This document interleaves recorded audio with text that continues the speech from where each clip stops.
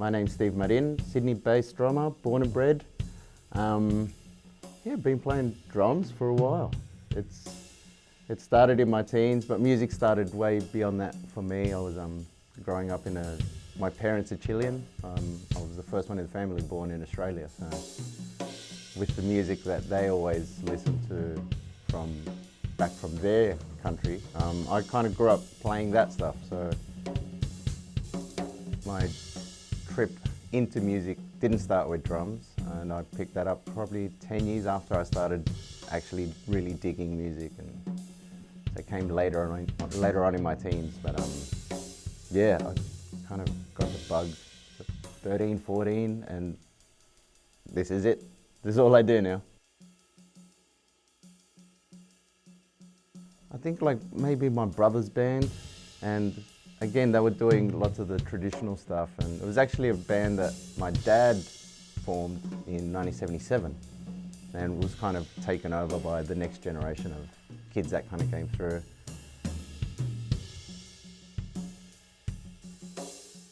And it was a thing of, there's a drum kit and whoever can play a song on it, can you play drums for this song? And then the 6 people in the band, and all great multi-instrumentalists. So everyone kind of had a turn at that drum kit, and it just ended up at ours. And one of the guys in the band started taking drums a bit more serious and bought a drum kit and started taking lessons, and I don't think his folks were too keen on the amount of noise that was coming out. So it ended up at our place, and that's kind of when it started. And it was, it's a pretty common story. There was a drum kit ended up at home for a couple of months, and it was right when, Nevermind and, Blood Sugar Sex Magic and that era. So all these things came out, and the drums just stood out for me.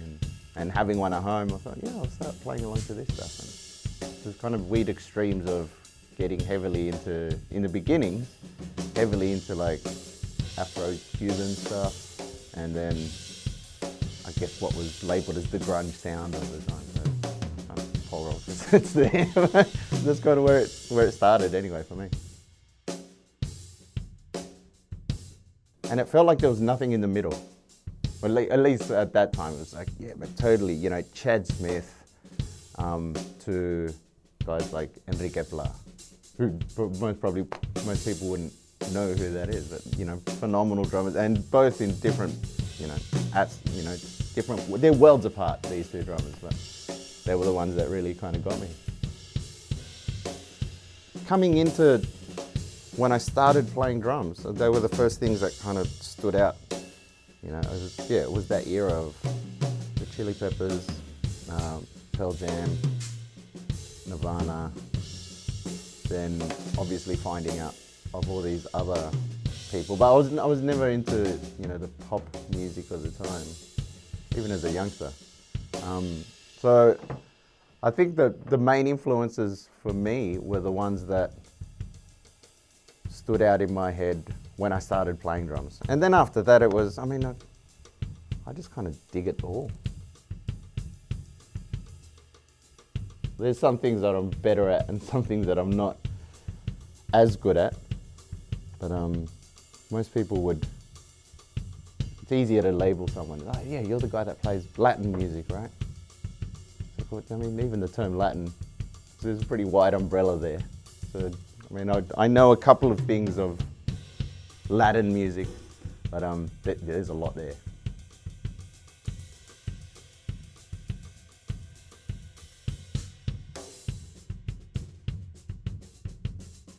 Yeah, each country has their own little thing.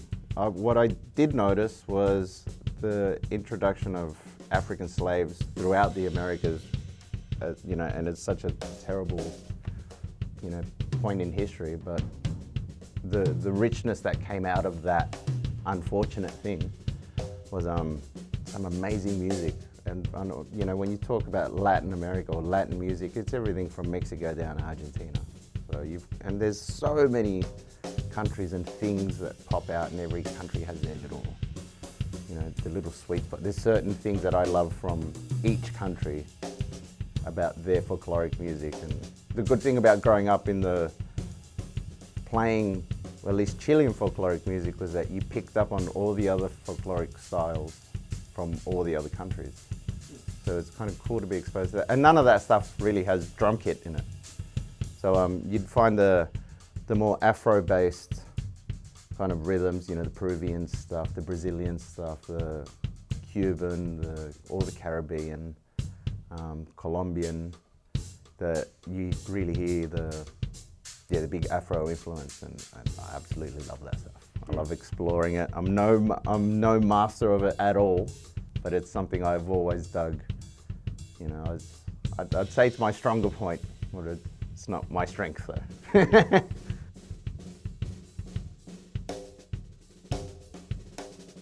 It's definitely listening. Again, you get labelled as the Latin player and the whole "it's in your blood" thing. You know, it's so much easier for you guys. It's in your blood. I was born in Auburn. I grew up in Western Sydney, and my parents are from Chile.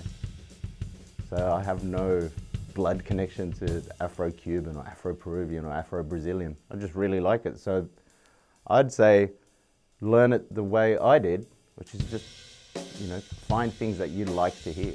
There's certain things that, I remember the first time I heard the Afro-Peruvian stuff, it just grabbed me. It's got such a heavy vibe. And I just went out, and this was back when, you know, you had to buy CDs. It wasn't as easy to find. And just try to find it, you know. The same way that, you know, happens, you know, first time you hear Bonham. Oh yeah, I've got to go back and listen to all of it now. And you internalize it. And, you know, I think there's no better way of learning anything than just picking up the sticks, having a go, and try internalize what you're hearing.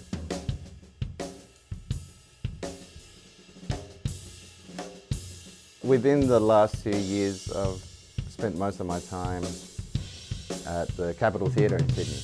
So there was 2 productions that happened there that I was playing drums in, and they kind of were back to back. So I ended up in the theatre for about 11 months maybe, doing Come From Away, and then 9 to 5, the musical straight after it.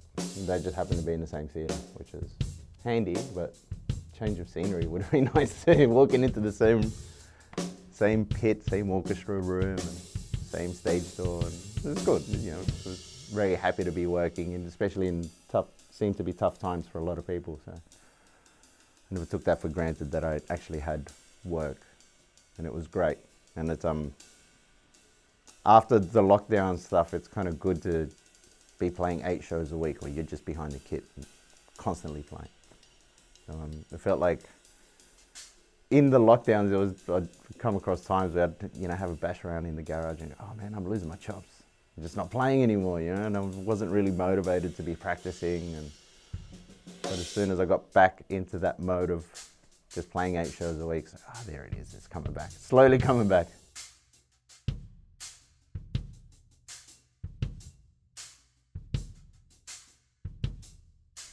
I've done a handful of shows, the theatre stuff, but I try not to just be stuck in one camp. Apart from it, you know, it's really good to vary, I think. It would be easy to just go, yeah, look, I'm just going to do this, and I know I can make a living off that. But I try to keep a foot in each camp. So I'll do, you know, a run of a theatre show, or I'll go pick up some more teaching when I'm not doing that, or hustle for more gigs. And it feels, you know, Sydney's home for me. So it doesn't feel like a hustle, because I've always just been in Sydney, and certain people that I know there that can, you know, keep me working and want me to be part of their thing. So yeah, there's always work. I just try not to stay in the one thing too much, just so I can vary it and make sure that everyone knows I'm still here. You can call. I'm not always too busy. You can call me. It's like I love doing gigs. You know? Lots of people burn themselves out doing the one thing lots. And some people just absolutely love it, you know, that routine of and I've got the stability, and it works for some people. So, you know, the teaching thing you know, some people can do the, 48 hours of teaching a week. It kind of freaks me out. And some people, some people can handle that, some people can't. Some people can, I don't mind the 8 shows a week in an orchestra pit. Some people would find that really, it's mentally draining at times. And because you got to walk in and play it like it's a session every time. You go in and you just got to nail it. Some people find that really, tedious. I could never do that. Some people find lugging drums out to weddings and playing wedding gigs, find that really, I dig it, It's usually playing with great musos, and that's the circumstance of what the job is. You're playing at someone's wedding and, it's going to be their best day of their life. It's not that bad. Sometimes, the waiting around and the lugging out and the, you guys play a bit quieter. Can you play something we could dance to? It's not that bad. I like to vary it up a bit.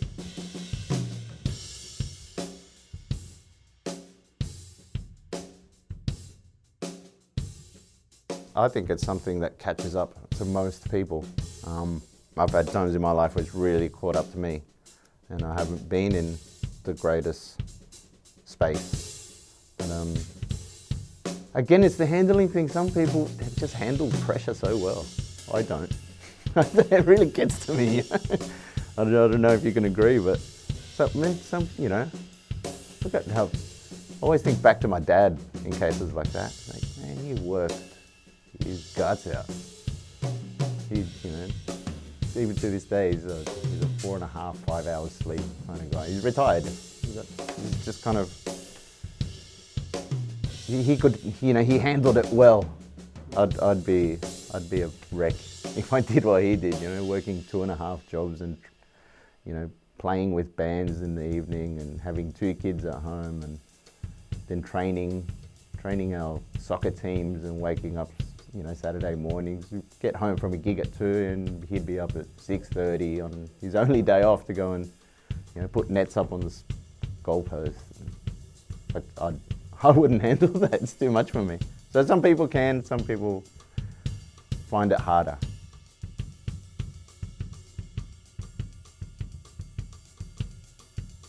I think sometimes what I find works for me is to find things that get your ruminating mind out of that spot. Whatever it is that spot is. Sometimes it can be anxiety, depression, or even just sitting there ruminating about one little thing that can really kind of start getting to you.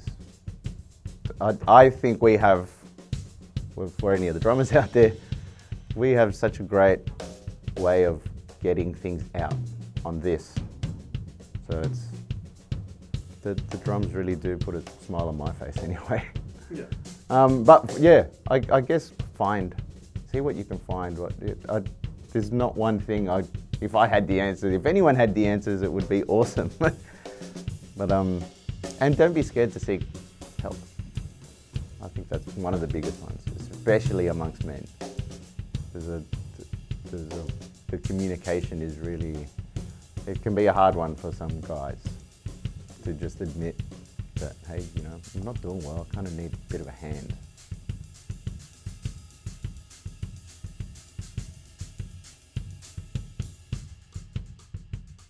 We're a pretty tight bunch, even the whole, hosting a shed thing. Talking to a couple of bass players and they're like, yeah, we wouldn't do that. Can you imagine 6, 7 bass players all got together in a room and just say, let's just play and see what happens. And it's like, I don't think that would happen and this is coming from bass players and speaking of their community. So we're a pretty tight bunch, drummers. Yeah, so guys talk to each other. It's cool. I think that's one of the most beautiful things that I saw from the Red Shed was, people went and didn't play. People went just to hang. Drummers went just to hang. And even left their drums in the car. No, I just want to be here with other drummers. It's cool. I'm not sure musicians, communities can say they do things like that. Like working in the theatre gigs, you know, I didn't go to the con or university or on the just the ghetto street music, you know? And it seems to be the case that every time I walk into that situation, I'm usually the only person that is in that. So I can feel like a bit of a fraud at times. And even being in that position where I find things a bit harder, where I start doubting myself. Like, you know, maybe they're gonna suss me out. And then, you know, it's just nice when, you know, my wife will turn around and go, "What are you talking about, idiot? You know, they're obviously calling you because you're kind of good at it. Stop doubting yourself." And I'm sitting there going, "Oh man, they're gonna bust me. They're gonna find out." And then the thing of, find out what? There's all these things you put into your own mind, you know? And that being hypercritical and on yourself doesn't help your mental state either. That happens a lot, you know, coming into gigs where I think I'm definitely out of my comfort zone and I might be in a little too far. I start doubting, am I good enough for this? And it plays with your head, and then you start thinking, why? Why am I letting it do it?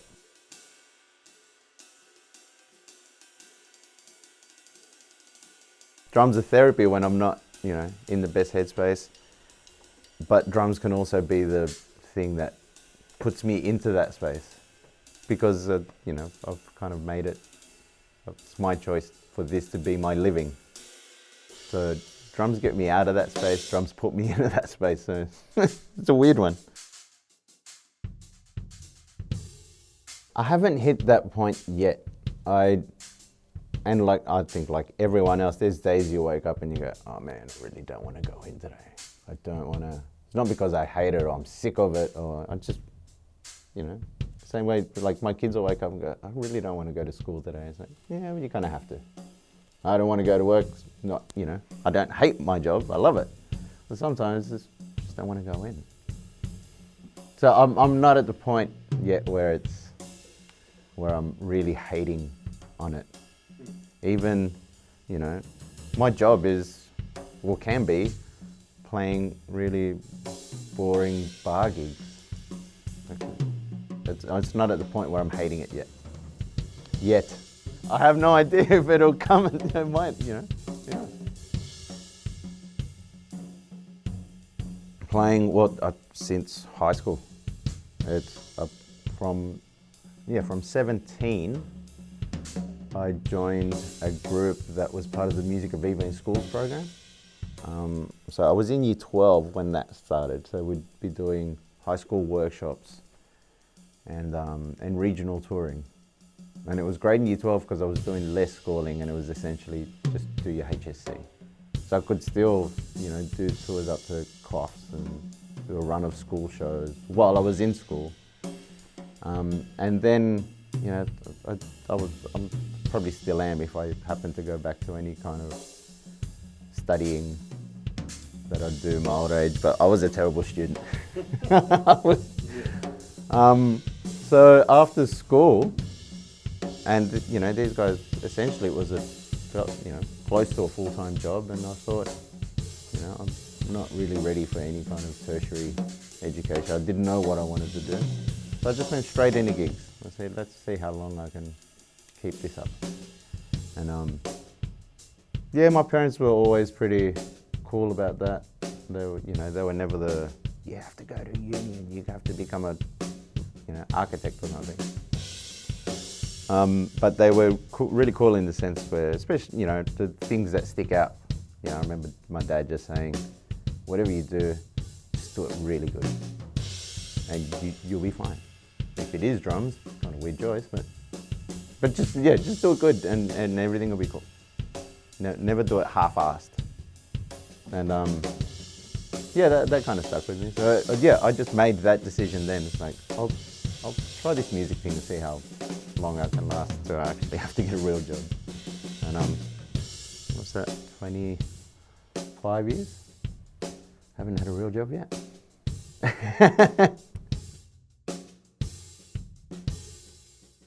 Even the times where you're not really super keen on going to work, I'm not hating it yet. So it never feels like, I'm not standing out in a cold, rainy, pouring concrete or something. Something like that would, if I had to do that every day, it would probably get to me.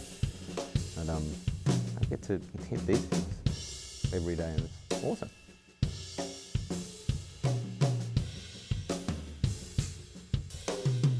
The advice I could give is only the things that I know that worked for me, which was, when you start off, you'll be really passionate about it. Try find people that can point you in the right direction. And there's so much information these days. It's a lot easier to do that. When I started playing drums, apart from the things you can do yourself, right? You check out the music you like and really get in depth with that kind of thing. But no matter where you are, there's so many good teachers out there, and there's so many good resources. Get online. Everyone seems to be teaching online these days. It's great, the amount of things you can find. Just be find someone that can help you be pointed into the right direction. That really worked for me. I think that's the biggest one for anyone that's starting out. Get people to help you. And look, we were talking about before, drummers are a pretty helpful bunch. If you find the right person that can guide you in the right way, whether it's them teaching you or pointing you in the right direction. Oh no, you should call this person because they're great. Or you should check this out because it sounds really awesome. It sounds like you'd really dig it, And the second thing I'd say is just be open to stuff.